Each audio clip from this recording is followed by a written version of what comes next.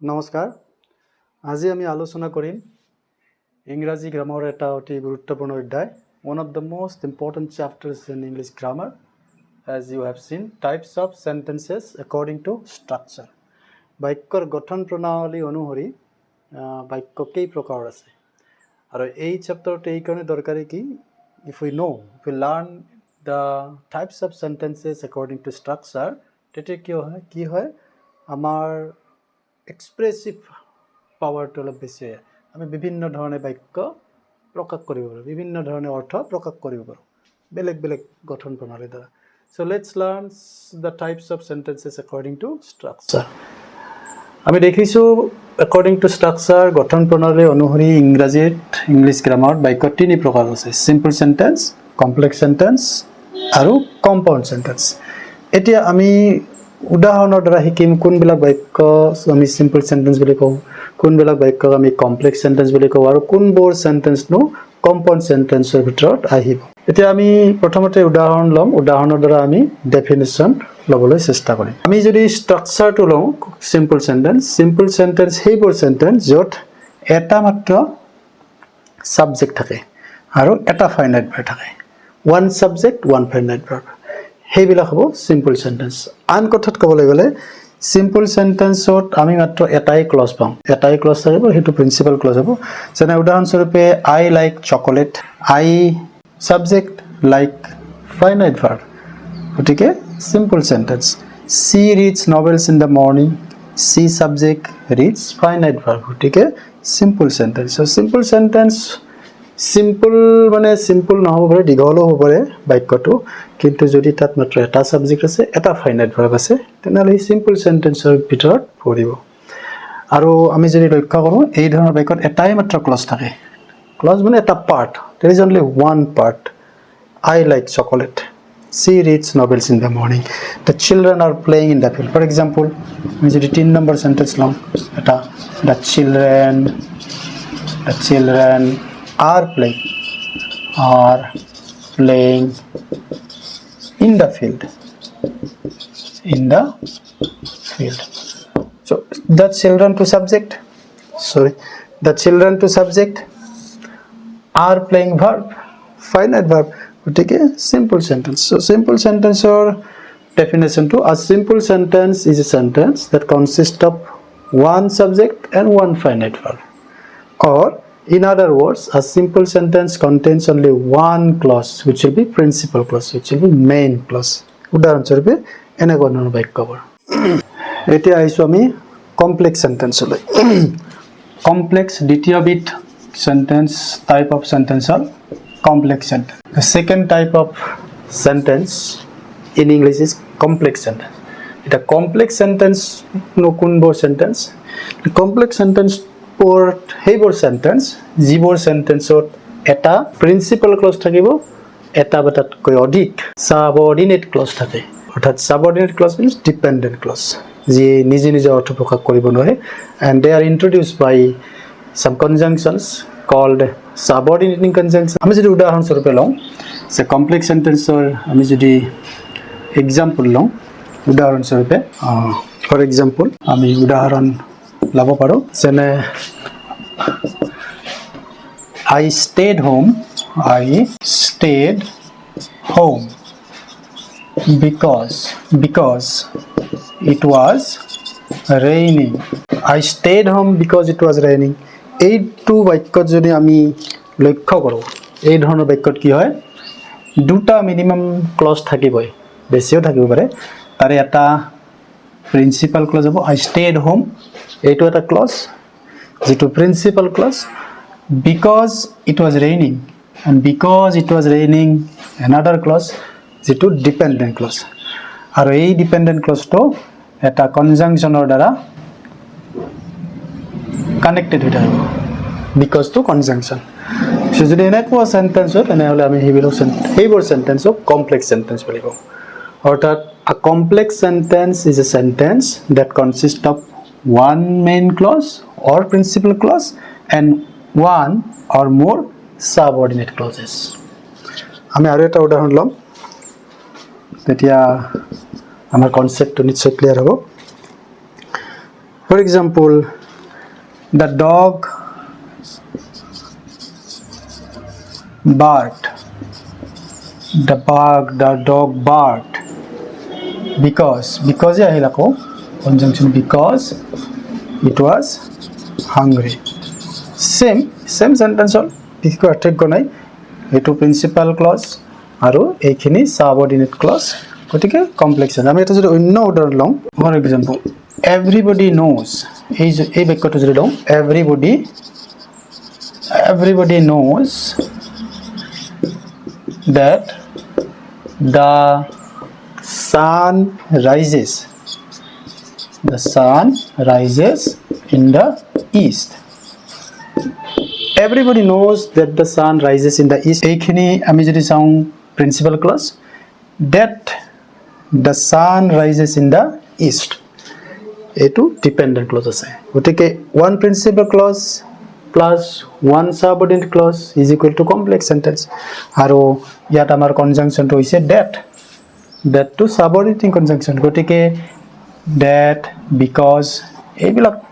subordinating conjunction ৰ দ্বাৰা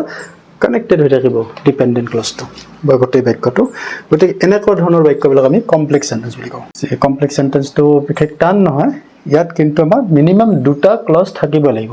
তাৰে ভিতৰত এটা প্ৰিন্সিপাল ক্লজ এটাই থাকিব আৰু এটা বা তাতকৈ অধিক সাবঅৰ্ডিনেট ক্লজ থাকিব পাৰে তেনেকুৱা সেন্টেন্স বিলাক আমি কমপ্লেক্স সেন্টেন্স বুলি কওঁ so I repeat a complex sentence is a sentence that consists of one principal clause followed by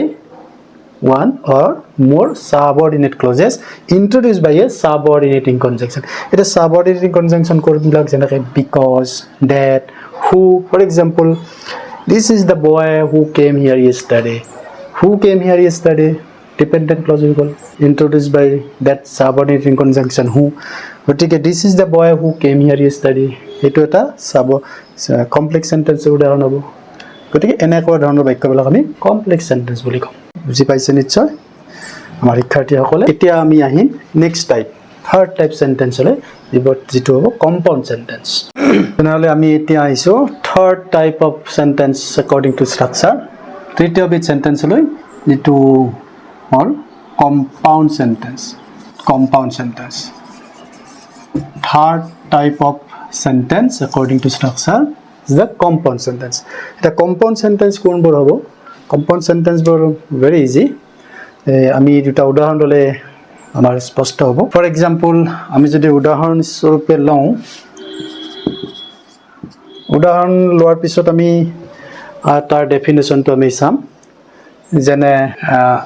the dog number 1 the dog barked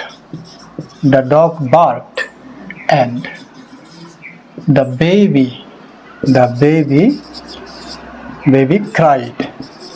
The dog barked and the baby cried. এই বাক্যটো যদি লক্ষ্য কৰে আপোনালোকে আমাৰ শিক্ষাৰ্থীসকলে আমাৰ ছাত্ৰ-ছাত্ৰীসকলে দেখিব দুটা পাৰ্ট আছে দুটা ক্লজ আছে the dog barked and the baby cried কিন্তু এই দুটা ক্লজে independent clause এই দুটা ক্লজে মেইন ক্লজ অৰ্থাৎ কম্পাউণ্ড সেন্টেন্স বোৰ তেনেকুৱা সেন্টেন্স হেইবোৰ সেন্টেন্স যিবোৰ সেন্টেন্সত দুটা বা দুটাতকৈ কেতিয়াবা অধিক থাকিব পাৰে প্ৰিন্সিপাল ক্লজ থাকে ডিপেন্ডেন্ট নহয় হেতু প্ৰিন্সিপাল ইন্ডিপেন্ডেন্ট ক্লজ থাকে তেনেকুৱা বাক্যবোৰক আমি কম্পাউণ্ড সেন্টেন্স বুলি কওঁ আমি যদি আৰু এটা উদাহৰণ স্বৰূপে লওঁ the man is poor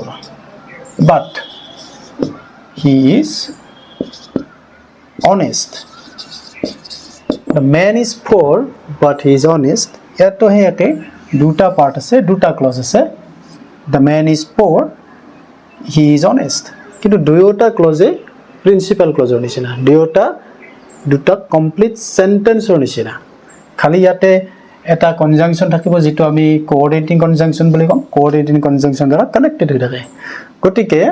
a compound sentence is a sentence আমি যদি তাৰ ডেফিনেশনটো চাওঁ a compound sentence is a sentence that consists of two or more than two principal clauses or independent clauses যেনেকৈ এইবিলাক উদাহৰণ যে কম্পাউণ্ড সেন্টেন্সত আমি দুটা বা তাতকৈ অধিক প্ৰিন্সিপাল ক্লজ দেখিবলৈ পাওঁ আৰু কনজাংশন থাকিব এনেকুৱা ধৰণৰ এণ্ড বাট অৰ নৰ এইবিলাক কোঅৰ্ডিনেটিং কনজাংশন দ্বাৰা কানেক্টেড হৈ থাকিব আমি আৰু এটা উদাহৰণস্বৰূপে ল'ব পাৰোঁ compound sentence for example work hard or ইয়াতে আমাৰ coordinating conjunction to or আহিলে or you will fail in the exam so work hard eta part বা clause you will fail in the exam eta clause কিন্তু দুয়োটা clause independent clause বা দুয়োটা clause principal clause introduced by a coordinating conjunction or গতিকে এইটো এটা compound সেন্টেন্সৰ উদাহৰণ তো এনেকুৱা ধৰণৰ বাক্যবিলাকক আমি কম্পাউণ্ড সেন্টেন্স বুলি কওঁ সো মই যদি ডেফিনেশ্যনটো কওঁ বা আমি যদি ডেফিনেশ্যন আকত আমি মনত ৰাখিব লাগে বা আমি বুজিব লাগে তেনেহ'লে ক'ব লাগিব a compound sentence is a sentence that contains two or more principal clauses that consist of two or more independent clauses so এনেকুৱা ধৰণৰ বাক্যবিলাক কম্পাউণ্ড সেন্টেন্স হ'ব আশা কৰোঁ আমাৰ শিক্ষাৰ্থীসকলে আমাৰ ছাত্ৰ-ছাত্ৰীসকলে বুজি পাইছে গতিকে আমি তিনি প্ৰকাৰৰ সেন্টেন্স পালোঁ simple sentence complex sentence compound sentence আৰু আমি তাৰ উদাহৰণবিলাকো লৈছোঁ যে আপোনালোকে যদি বুজি পোৱা নাই তেনেহ'লে পজ কৰি ভিডিঅ'টো চাব পাৰে এতিয়া আমি ইয়াৰ পিছত এটা এক্সাৰসাইজ ল'ম আৰু এই এক্সাৰসাইজটো আমাৰ শিক্ষাৰ্থীসকলে কৰিবলৈ যত্ন কৰিব যদি আপোনালোকে ভিডিঅ'টো ভাল পাইছে তেনেহ'লে লাইক আৰু শ্বেয়াৰ কৰিব আৰু যদি কিবা আপোনালোকে ক'ব লগা আছে কিবা বুজিব লগা আছে সুধিব লগা আছে তেনেহ'লে কমেণ্টত আপোনালোকে সুধিব পাৰে থেংক ইউ এতিয়া আমি আহিছোঁ এটা এক্সাৰসাইজলৈ identifying the types of sentences whether simple complex or compound sentences so identify the type of the following sentences simple complex or compound so first sentence I believe that he is honest বাক্যটো simple sentence নে complex sentence নে compound sentence ঠিক তেনেদৰে she worked hard yet she failed he wants to improve his skills the bell rang and the students rushed out despite anger he kept quiet আৰু এটা বাক্য লৈছোঁ মই ছয়টা বাক্য লওঁ